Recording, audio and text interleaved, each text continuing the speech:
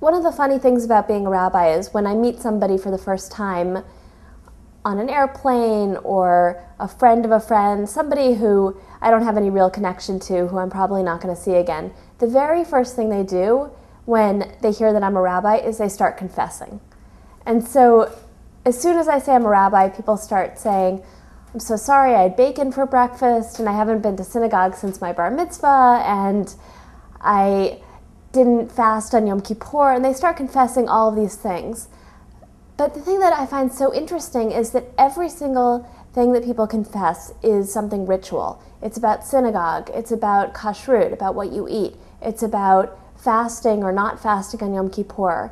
It's never ever happened to me that when I say I'm a rabbi, somebody says, oh, I'm so sorry, I cheated on my taxes this year, or I don't pay my workers enough, or I have unethical business practices. Nobody ever says that, because somehow we've decided as a community that Judaism is the stuff that happens in the synagogue or the ritual behavior that happens in our house. We don't necessarily think about everything that we do in the rest of our lives, at work, in our interpersonal interactions, the way that we use our money, as also part of Judaism. But of course, Judaism was never meant to be just about ritual practice. Jewish law addresses not only ritual issues, but also business practices, and also questions of how we use our money, how much we give for tzedakah, for the poor, how much we save, how much we invest, how we invest. It addresses issues of our communal responsibility, how we give our money to build infrastructure in our own community.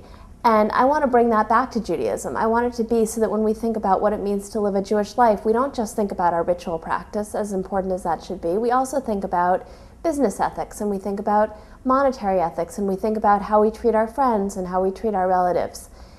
So that's what I mean by an integrative Judaism, that it's a Judaism that permeates our entire life, that it doesn't just happen in the synagogue, it doesn't just happen in ritual moments in our house. So I'm not really looking forward to the day when somebody says to me, oh, Rabbi, I feel so guilty, I cheated on my taxes, but I'll know that we've made some progress when that finally happens.